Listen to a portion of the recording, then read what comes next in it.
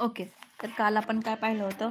वर्णमाला. वर्णमाला ज्यामध्ये आपण काल काय पाहिलेलं तर वर्णमाला, त्यानंतर वर्णांचे प्रकार, स्वर, स्वरादी, स्वरांत, ज्याला आपण व्यंजने म्हणतो आणि परवर्ण सुद्धा म्हणतो. परत या स्वरांचे सुद्धा 3 प्रकार पाहिलेले. ऱ्हस्व, दीर्घ आणि संयुक्त स्वर. त्यानंतर स्वरादीमध्ये 2 आहेत. एक अनुस्वार आहे आणि एक विसर्ग आहे. त्यानंतर तिसरा व्यंजने, स्वरांत किंवा परवर्ण. यामध्ये आपण स्पर्श व्यंजने पाहिली. त्यानंतर अर्धस्वर, अंत्यस्थ पाहिलं. उष्मे, घर्षक, महाप्राण आणि स्वतंत्र वर्ण सुद्धा पाहिलेली आहेत. तर स्पर्श व्यंजने 25 आहेत. ज्या स्पर्श व्यंजनाचे परत गट पडतात. त्यामध्ये क, च, ट, त, प हे वर्ग आहेत आणि या वर्गामध्ये कठोर, मृदू आणि अनुनासिक असे वर्ण येतात. तर यानंतर आपण काय पाहिलेलं आहे? त्यामध्ये येणारे महाप्राण आहे, त्यानंतर घर्षक आहेत, त्यानंतर अर्धस्वर आहेत. तर स्वतंत्र वर्ण हे आपण कालच्या तासाला पाहिलेलं आहे. तर आज आपण पाहणार आहोत की परवर्ण का म्हणतात. त्यानंतर स्पर्श व्यंजने मध्ये कठोर व्यंजने, मृदू व्यंजने, अनुनासिक झालेले आहे. तर अनुनासिकच का म्हणायचं त्यांना? अनुनासिकांना दुसरं एक नाव आहे, ते काय आहे? त्यानंतर अनुनासिकाला परसवर्ण म्हटलं जातं. का परसवर्ण म्हणतात अनुनासिकांना? त्यानंतर तुम्हाला नाद किंवा घोषवर्ण किंवा श्वास किंवा अघोषवर्ण असा प्रश्न येतो. कंपित वर्ण हे प्रश्नामध्ये अचानक नवीन आलेले शब्द तुम्हाला कळत नाही. त्यामुळे मग आपण पाहूयात पहिल्यांदा. एक लक्षात घ्यायचा. र या वर्णाचा उच्चार करताना कंपन निर्माण होते. त्यामुळे त्या वर्णाला र ला कंपित वर्ण असे म्हणतात. काय म्हणतात? कंपित वर्ण म्हणतात र ला. का? तर उच्चार करताना कंपन होते म्हणून. मग त्यानंतर जे मृदू वर्ण आहेत. मृदू वर्ण किती आहेत? मृदू वर्ण 35 आहेत आपल्याकडे. त्या मृदू वर्णामध्ये जे स्वर आहेत आणि जे व्यंजन आहेत त्यालाच नाद किंवा घोष असे म्हणतात. जसं अ, आ, ई, ई, उ, ऊ, रू आणि ऋ. ए, ऐ, ओ, औ, आणि आहा. त्यानंतर ग, घ, ज, झ,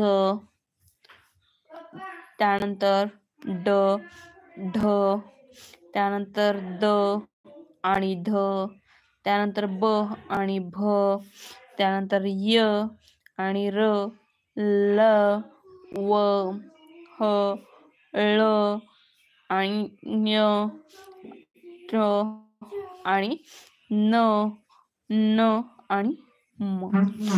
हे जे काही स्वर आहेत, अनुनासिक आहेत, मृदू वर्ण आहेत, या सर्वांना मिळून काय म्हणायचं? नाद किंवा घोष असं म्हणतात. नाद किंवा घोष वर्ण. तुम्हाला पुढीलपैकी घोष वर्ण ओळखा, पुढीलपैकी नाद वर्ण ओळखा. तर ही आपली नाद किंवा घोष वर्ण आहेत. त्यानंतर जे कठोर वर्ण आहेत. कठोर वर्ण किती आहेत? कठोर वर्ण एकूण 13 आहेत. कठोर वर्ण किती आहेत? एकूण 13 आहेत. त्या कठोर वर्णालाच श्वास किंवा अघोष वर्ण म्हणतात. काय म्हणतात?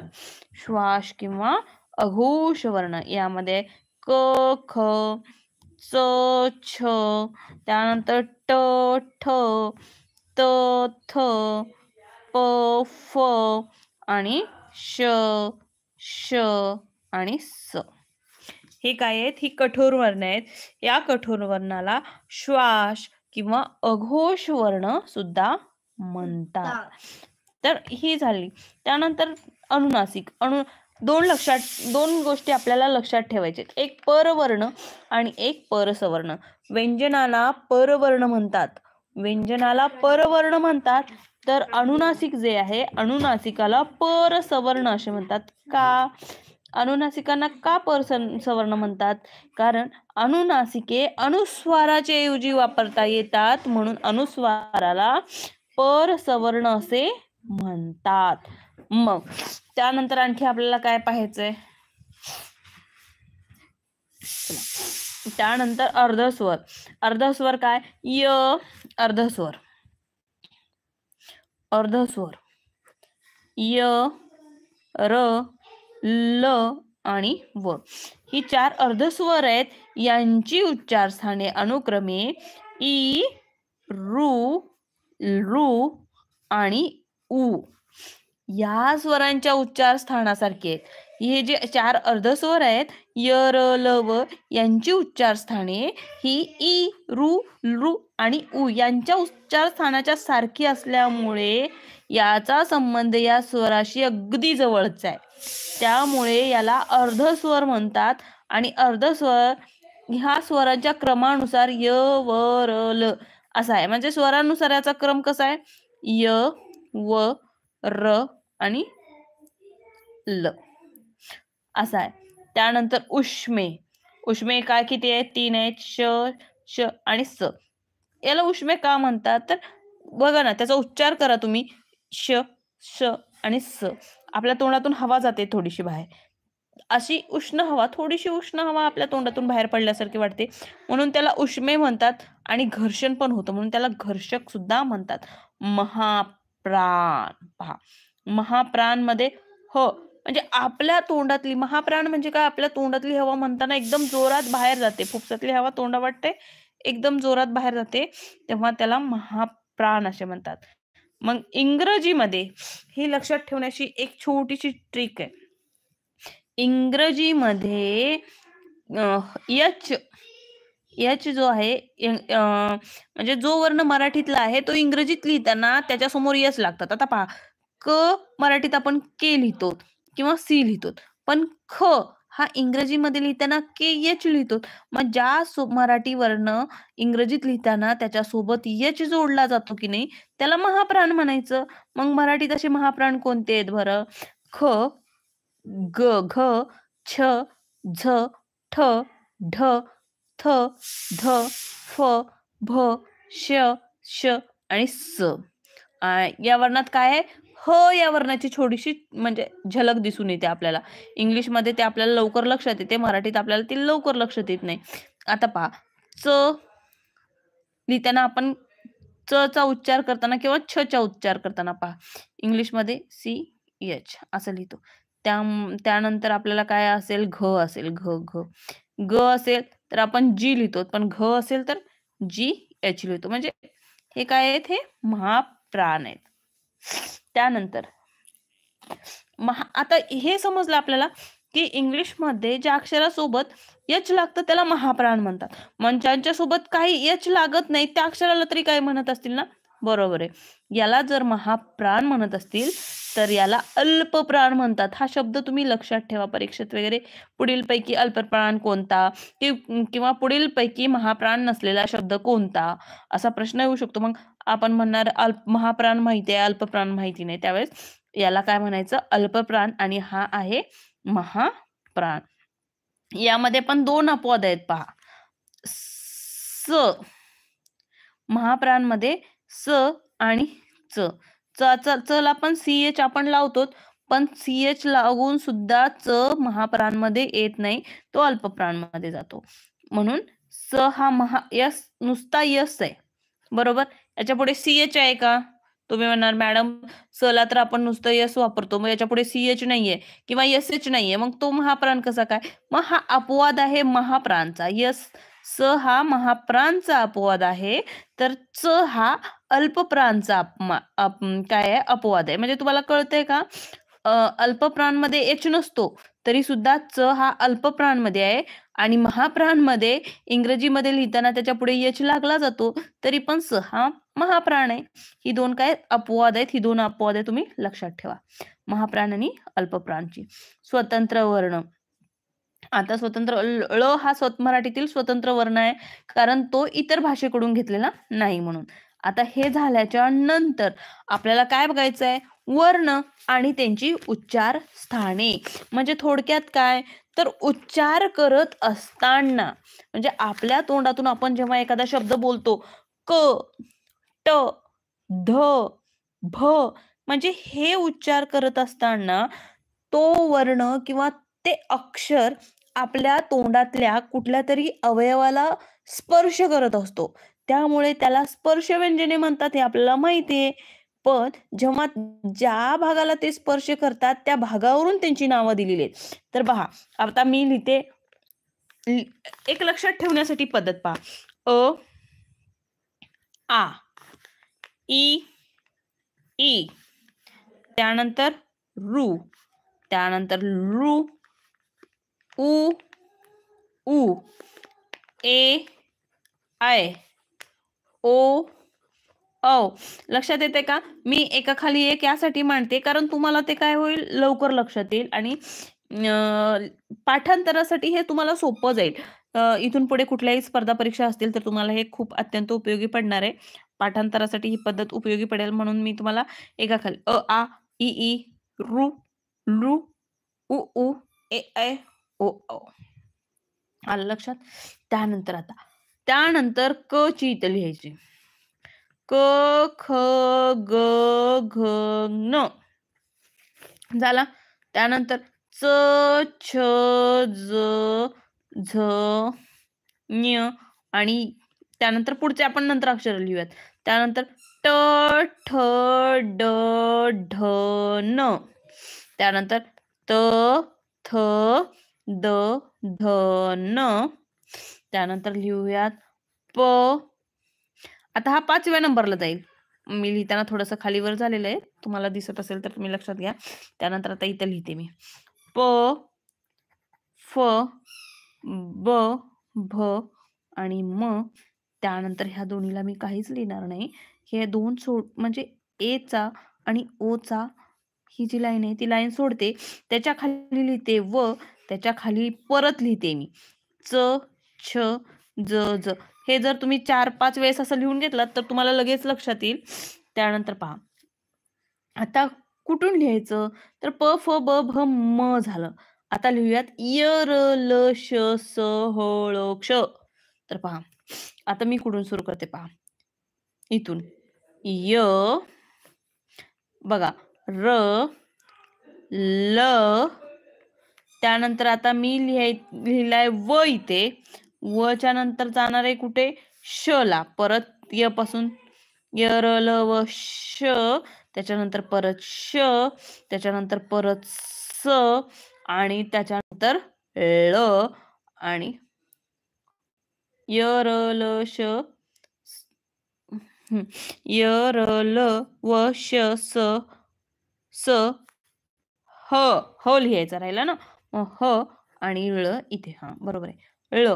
त्यानंतर आता हे कुठे उच्चार होतात तुम्हाला हे लक्षात देते तुम्हाला. क, ख, ग, घ, न, ह. कंठाचा जो भाग आहे आपल्या पडजिभेजवळील जो भाग आहे, पडजीभ माहितीये पडजीभ. आ केल्याच्या नंतर एक लांब काहीतरी लटकल्यासारखा दिसतो की नाही, त्याला आपण पडजीभ म्हणतो. तो भाग कंठाचा असतो. म्हणजे कंठातून तिथून पडजिभेजवळील जागा आहे तिला कंठाचा भाग म्हणतात. तिथून हा उच्चार होतो म्हणून याला म्हणायचं कंठ्यवर्ण. त्यानंतर च, छ, ज, झ, ञ, य, श. बघा कुठे हा भाग आहे टाळू जवळचा. च, छ, ज, झ, ट, य, श. हा भाग टाळू जवळचा आहे. म्हणजे कुठे आपण चिंच खाताना जिथे आपण चिंच किंवा चॉकलेट चघळतो की नाही खाताना, तो भाग म्हणजे टाळूचा भाग. त्याला म्हणायचं टाळूचा भाग असल्यामुळे त्याला नाव आहे तालव्य. टाळूचा भाग असल्यामुळे त्याला म्हणतात तालव्य. त्यानंतर पहा ट, ठ, ड, ढ, न, र, श, ळ. म्हणजे मूर्धा जी आहे आपली कंठ टाळू जो आहे, कंठ टाळू हे दोन बघितलं ना, याच्या मधली जागा जिथे आपली जीभ टच होते ना त्याला मूर्धा म्हणतात आणि म्हणून हा झाला मूर्धन्य. हा काय झाला? मूर्धन्य. त्यानंतर पहा त, थ, द, ध, न, ल, स. म्हणजे हे म्हणताना आपलं काय होतं? दाताला स्पर्श होतो. दाताला स्पर्श होतो म्हणजे हा झाला दंत्य. पहा कंठाला होतो म्हणून कंठ, टाळूला होतो म्हणून तालव्य, मूर्धाला होतो म्हणून मूर्धन्य, दाताला होतो म्हणून दंत्य. त्यानंतर उ, ऊ, प फ ब भ म. ब आहे हा व दिसतोय. ब भ म. बघा ओठ ओठाला चिटकतायत का बघा. उ उ प फ ब भ म. म्हणजे यामुळे ओठ आहे म्हणून हा झाला ओष्ठ. काय झाला हा ओष्ठ. त्यानंतर ए ऐ. कंठ पण आहे टाळू पण आहे. ए आय म्हणून हा झाला ए आणि आय कंठ तालव्य. त्यानंतर पहा आता ओ औ. याच्यात कंठ पण आहे आणि ओठ पण आहे म्हणून हा झाला कंठोष्ठ. त्यानंतर व व व. दात पण आहे ओठ पण आहे म्हणून हा झाला दंतोष्ठ. त्यानंतर च छ ज दंत तालव्य. च छ ज झ म्हणजे दंत आणि तालव्य.